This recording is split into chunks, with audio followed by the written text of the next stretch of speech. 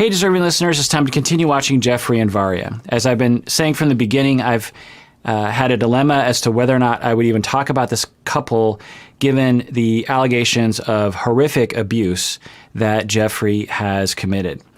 But I thought I would use these videos as an opportunity to talk about intimate partner violence and other related issues. Let's get to the show. She said no to my proposal. I guess she couldn't get over the fact that I had a criminal background, but Varya's been constantly texting me my whole trip. You know, I'm not replying to her, I'm not texting her because I think at this point engaging with Varya is gonna mess with my head. You know, the best thing for me to do is to just ignore it and try to move on with my life. I feel like she's messing with my heart. So as I've been saying in previous videos, it's interesting that Geoffrey made such a 180 from I want to marry you, and then she says, well, not now, because we've only been together for 2 weeks in person, but maybe definitely in the future. And then he just did a 180 to, I'm done with you, this is over, I never want to see you again. And I've had a number of hypotheses as to why that would be. There are so many other possibilities, I have no idea.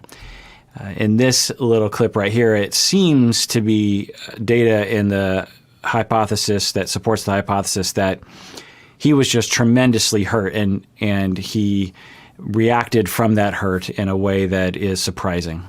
But she sends me a text, and the text says, I don't want such a stupid end. Please forgive me. I made a mistake. I don't know what she expects. I'm getting these messages, and I can't help but to be just confused right now. She wasn't ready. I want somebody that's ready. I want somebody that's going to put their heart and soul in it and look at me and say, yes, you are my man. You are the one to spend the rest of my life with. This is starting to feel like it is that one hypothesis that I've been talking about. I, of course, have no idea. I would have to talk with Geoffrey and ask him, and he would have to confirm or disconfirm my ideas, because these hypotheses require confirmation from the individual. So I would have no idea. And in my practice, I work collaboratively with people, especially when it comes to these kinds of things, because it has to do with how they feel and what they're processing, what their thought process is like. Because I was wondering if he might have been playing what some people call a game to suck her in. But now it's starting to look like he was genuinely hurt in a way that, at least to my eyes, seemed overreactive. Now, another angle that I had to this previous was that he knows her better than I know her. He has many more hours spent with her than I have spent watching this TV show, seeing her and her reactions and her way. So he's a much better gauge about her intentions than I am. When I watched the show, it looked to me like she was into it, and she's just like, well, I not now to get married, but definitely in the future. But from his perspective, her saying that to him was a big indication that she was just not into him at all, and that she was rejecting him big time. Maybe the way that you would say, like, oh, not now, but in reality, in your mind, you're thinking, never. So maybe he knows more about her, but there's a possibility that he wasn't gauging it correctly and was overreacting and felt much more hurt than what the situation justified. Why would someone do that? Commonly, it's because of relational trauma. It's abandonment trauma, rejection trauma. When you have a hint of rejection, you blow it up big time. Someone says, oh, I can't tonight. I can't go on a date tonight. Can I take a rain check? Can we maybe go out next week? If you have relational traumas, it's going to feel like a massive rejection. Whereas if you don't have relational traumas and you are secure, you were raised well enough so that you do have a good working model of self and a good working model of other, and you get that rejection of, I can't go on a date tonight, can I get a rain check? You'll be a little hurt, but you'll be like, well, I trust that the person doesn't hate me. They're just busy. I trust that the reasons why they're telling me are truthful. If you have a working model of other people that is very bad, given the way that you were treated when you were growing up, and someone says to you, no, I don't want to marry you now, but maybe later, you could perceive that since you have a very bad working model of other people, given your experience, you're like, oh, I know what this is. Any sign of rejection means that they're definitely going to reject me and hurt me. And unless I get all good, unless I get an idealized version of another human being who is never abandoning, is always 110% moving towards me, always desperate to be with me, then I'm going to call it off. He seems to have that kind of reaction, and because it's just like, I'm done. And we don't know, but he's had a track record of a lot of marriages. I think on the internet, something more than 3, maybe 5. I don't know exactly. Maybe at least 2, but a number of relationships. And you just have to wonder, is that the reason why a lot of these relationships had troubles? Because in the beginning, when someone's really chasing him, it feels good. And then when that starts to die off or there's any kind of conflict, then boom, he takes that as a severe rejection and he gets very upset and very rejecting to them. It's just a lot of speculation.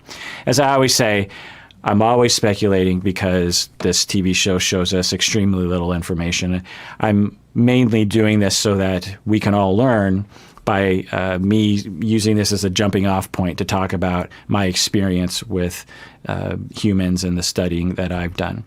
While I'm on the topic, if you could subscribe below, that'd be cool. If you could comment below and like this video, that'd be cool. Let me know what you think about what I'm saying in this video. I mean, I haven't said much, but what do you think? Why do you think Geoffrey decided to turn her down? Do you think it was an overreaction? Do you think it was a game? Do you think it was something else? You know, let's hypothesize. It's been just over 3 weeks that I've been back in Tennessee from Russia. Varya's been constantly texting me, and I've been avoiding her because she already told me no when I asked her to marry me, and I don't want to invest anything else into this. It still hurts. And right now, I want to put that whole situation behind me. Now, I will add another hypothesis to the list. And by the way, these are just a small set of the possible hypotheses that we could bring up about the situation without talking with him. We really just don't know. But I'll bring up one more, which is that culturally, there are different pockets of the world, even in the United States, that have different ideas of marriage and relationships.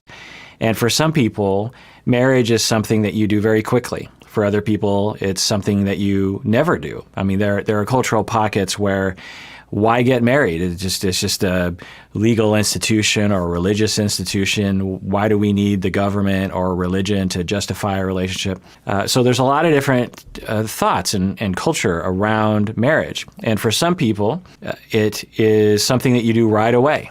It's something that you do very, very quickly because if you're in love, you got to get that going, whether it's a religious reason or just a tradition reason. So I'll throw that into the mix as well. Maybe he comes from a cultural pocket where people get married very quickly. Somehow I doubt it because where he's from, it's probably, I know people from there and I haven't encountered that before, but it's a possibility. So I'm just throwing that out there. So tonight, I'm taking Mary to a nice dinner. When I left Russia, it was kind of depressing, but I just don't think that I should hold back anymore. I think that I should explore what's out there for me. And, while I was here with Mary, she actually said, why not me, Why Russia? Why are you even going there instead of here, 2 feet from you? Why am I not good enough? And so when I came back, we talked and hung out, and I think that we're potentially going somewhere. So I'm excited about it. So there's nothing wrong with a rebound relationship. A lot of people will pathologize rebound relationships, but there's nothing wrong with it. When you feel rejected and you're lonely and you want to cuddle with someone, there's nothing wrong with being like, hey, I know that we went out before. You want to hang out? As long as everything's on the up and up and it's consensual and there's no lying or deceiving, then it's actually a very healthy thing to do. Everyone has cuddling needs and romance needs and attachment needs and perhaps sexual needs. So I'm not going to pathologize that, but it is interesting that before he went to Russia, he was like, no, not this woman. We dated before. We didn't work out. The impression that I got from him was there were no sparks. Varya is the one And then when Varya doesn't work, then boom, it's back to this other woman of like, oh, maybe it'll work. This points to a number of different possibilities. One is a lack of self and a lack of differentiation, meaning that you don't really know who you are and you don't really know what you want. And you're just chasing things because it feels like you should when you don't really know who you are and what you want. I've talked about that in previous episodes. Another possibility is that he's so hurt and so alone that he just needs someone, and he's convincing himself that this will work even though he knows from the past that it wouldn't have worked. Some of you out there may have experienced this before, where you just keep barking up the same tree over and over and over again, realizing, oh yeah, me and this person, we don't work out, or why do I keep barking up that tree? Well, there are a number of different possibilities for it. The ones I've already said, lack of self and very hurt, and also kind of a desperation and an inability to soothe the self. Because when we're alone, we always want to be with other people. I mean, most human beings, the vast majority of human beings want attachment. They want companionship. They want a soulmate. So it's not like I'm saying we all need to be comfortable alone all the time. But the inability to be comfortable alone, at least temporarily, points to something, some kind of relational traumas, abandonment traumas, I'm not good enough traumas, or something. But I don't know. Maybe his feelings have changed and it will sustain, and then I'll be proven wrong. I don't know if the show lasts long enough for us to know that, but I'm just throwing it out there. Mary is a very special person to me. She knows me really well. I mean, we have a history together. Things didn't work out in the past. We weren't on the same timeline. But I truly feel this time it could be different. I know she still has feelings for me, but I wasn't going to be in an iffy relationship. I feel that, you're going to put yourself in a situation, you put it all in there. And that's what I was doing. And I don't feel like I was getting all back from her. Okay, so this is further evidence of that hypothesis that seems to be more accurate than the other hypotheses. I will say in the previous episode, it seemed like he was actually playing the distancer, hoping that she would pursue game, which actually worked, it seemed, because now she's recanting and saying, I made a mistake. But since he isn't ever turning around and going, oh, okay, I'm glad that you chased me and now let's get married, it looks more like he was just tremendously hurt. He has a viewpoint of you're either 100% in or you're 0% in. There's no 95% in, which I have to say most people don't have that point of view. But who knows? Varya's been hard to get over. When you love somebody, you put your heart out there. You can't just automatically forget about them. But I want to find happiness, and I want somebody to find that happiness with me. I really do see a future with Mary. So I'm hoping the closer that I get with her, I'll naturally start, forgetting these feelings that I had for Varya. Thank you. They're pretty. It's a little cozy, as they say. It is. It's nice. Thank you. You're welcome. Now, I would want to know from her what she knows about the allegations of horrific domestic violence, intimate partner violence, and high control that we have found on the internet about Geoffrey. Does she know about them? What does she think about them? Did she not know him at this moment, but then found out about him later? I'd really be curious about her perspective. What would you rather between us as far as staying the level we are as friends or a relationship, like a real legit relationship? I would like a relationship. Right, I wouldn't be here. Let's agree that that's going to be the... On one... See, I knew there was going to be a but to this. What is condition. The but? Do you still talk to her? Do you still talk to Varya? No, I do not. There's no day-to-day No, there's not. Absolutely not. Under normal circumstances, I would be happy for these two. Oh, they found each other. This is great. Again, the allegations of horrific abuse. Now, Geoffrey has come forward and says that they're all lies. But as I've said in previous videos, it's unusual for 3 women to come forward and talk about domestic violence and for it to all be a big lie.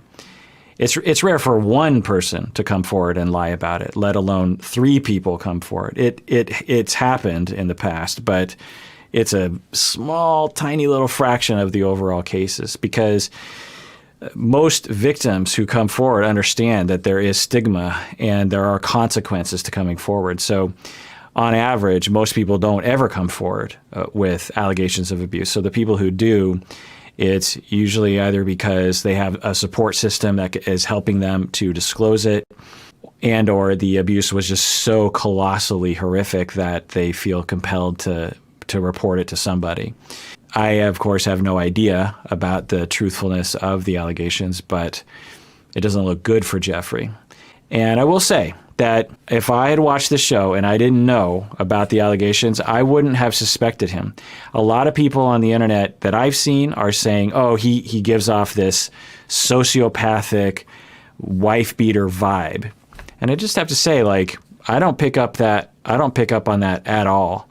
And it'd be easy for me to say, oh, I sense the signs and I can tell when people are like that. But I really can't. And part of it is because I have treated perpetrators before, and they were all very different guys. I've also treated abusers who were women as well, and some of them are the nicest people on the planet and seemingly the most timid, kind people on the planet, and yet they would be violent. There were women who were petite. There were women who were highly professional and successful in their careers. There were men who were, very religious and seemingly very ethical and moral, but would lose control. So there's a lot of different ways of looking at domestic violence. There's that they're losing control and then later they regret it, or they learned a very poor way of dealing with relationships and anger. And think about it like, and I've talked about this kind of before, but maybe not from this angle, which is that all of us have a gauge as to what is fair in a relationship. Like when your partner upsets you, say they disregard you or they roll their eyes at you or something. Let's say that. Say you're at dinner and you're talking about something and you say a political point of view, you're talking about who you're going to vote for and your spouse is like, oh boy, here we go. Well, all of us have a gauge as to the range of behaviors that are ethical given what just happened to us. For some of us, we might say it's okay to roll our eyes back and go, why are you rolling your eye? Or to mock them, oh, there you go, rolling your eyes again. Some of us might say it's ethical to just say, hey, I don't like it when you do that. Some of us might actually think that you shouldn't say anything at all. Some of us, though, have been modeled such horrific behavior from our parents that but that they will believe that it's okay to actually put hands on or to become intimidating and get in someone's face, to use high control tactics, to say, I don't like what you're doing, because of the way that you were taught. So that's another reason. Another reason is that we live in a sexist society that teaches everyone that women are lesser and men are better, that men are allowed to control, that men should control, that it's sexy if men control in high control abusive ways, that men who allow things bad. I've had, what should I say here? I've had many people talk with me, men, who are in a conflict with their spouse in a heterosexual relationship, and the man will feel emasculated, and they'll use that word. They'll feel like they're being emasculated. Their masculinity is being eroded by a conflict, which is fine if that's your point of view, but it's not a very helpful point of view, because conflict happens in all relationships. And there's nothing wrong with saying, I don't like the way you're treating me, if you're a man and you want to be masculine. There's nothing wrong with saying, I don't like the way you're treating me right now, and you're making me feel lesser. You might even say, you're making me feel like less of a man, or you're sort of questioning my manhood or something. But I've seen a lot of conversations around any kind of conflict. It's just like my masculinity is being questioned. Because from very early age, boys are generally taught in our society that unless you are in control, especially over women, you're not a real man. And if you're not a real man, then you don't have any worth as a human being. You are an outcast. If you want to be accepted and you want to be loved and get acceptance and have friends and have a job and not be thrown to the curb, maybe even not bullied by people, you got to be a man. And you've got to, and part of being a man is not letting women get the upper hand on you and not letting women push you around. And if they get out of line, then you got to put them in line, because that's your job as a man. And these kinds of notions are highly destructive and pervasive through our society.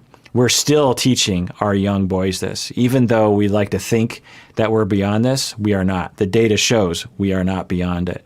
Even parents that are super hippy-dippy in Seattle and try to raise their kids without any, they'll say, hey, I'll give Johnny dolls to play and I'll give Jenny a trucks to play. Well, the kids still see the outer world. They still see the cartoons. They still see their friends. They still see the depictions on the side of the Tonka truck are men, or at the construction site are men, and the nurses are women. The people who take care of kids are women, and the men go to work. There are still, not always, of course, but there's still just tons of messaging going towards little kids, and data shows that they absorb that. And by a very early age, kids understand, I'm a girl and I'm a boy. And then at a later age, you test kids, and they all understand that boys are better than girls. Boys are allowed to be aggressive, girls aren't. And so even when we're trying hard not to socialize our kids, they're still being socialized this way. But particularly for people in Geoffrey's generation, I'm guessing he's at least similar to my age. And we were definitely socialized this way in the 70s and the 80s. And so this is another reason as to why there is domestic violence. And the biggest reason that I came across when I treated perpetrators of all genders is relational trauma. When all of us need attachments. Most of us do. And when attachments feel, maybe it's distortion, like they're moving away from us, we will do various different things to retain that attachment. And some of the things are functional, and some of the things are dysfunctional. And one of those dysfunctional things is to control. It's a fantasy. If I control the person, then we will have harmony, and I will be able to get my attachment needs met. But of course, that doesn't make any logical sense. The more you control, the more the person at least pulls away from you emotionally and isn't really a human being in that moment. If they are being nice to you, they're just pleasing you. They're not really being present. And they might run away from you because of the way you're treating them, and then call the police and sue you in the way that Geoffrey is being accused. I don't know if he's being sued, but there's charges, criminal charges. So there are other reasons to that as well, but I just thought I'd throw that out there. Let's get back. So normally, I think this was all reason why I got into this was normally I would say, oh, this is great. These two people, they're finding love. It seems like they're a good couple. But then I worry like, well, geez, is she the next victim? She's on the other side of the world, and I told her when I left, I'm moving on with my life. I am done.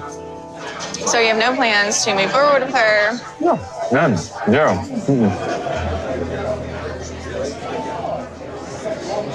I really feel good about this. I see myself with you. I'm willing to prove to you, however I need to prove to you, to keep this going in the direction that we're going, because I like this direction, and it feels right, it feels good. So once again, we see a 180. He did a 180 with Varya between I want to marry you, and then she said, well, let's take it slow, or let's give it a little bit more time. And he did a 180 and like, we're done. I never want to talk to you again. And he did another 180 of like, oh, me and Mary, we're just friends. This will never work, to I want to spend the rest of my life with you. Let's get married. It's interesting. I'm having a hard time feeling very confident in a hypothesis as to why he would be doing that, other than a desperation for closeness, which everyone has. But I feel like there's more there. To her future. To our future. I can understand her reasoning for asking these questions. And I think it's important to be honest and continue to be honest with her. I really care about Mary. We're having a good time and I'm happy. Maybe I didn't need to go all the way to Russia to find love. Maybe Mary is my life partner. It just seems interesting. Now, it's possible that he just fell in love with Mary all of a sudden. That happens sometimes. But given everything that we've seen in the show, it does raise questions that I would want to ask Geoffrey about. All right, well, that does it for that episode of Psychology in Seattle. Thanks for joining me. Please take care of yourself because you deserve it. You really, really do.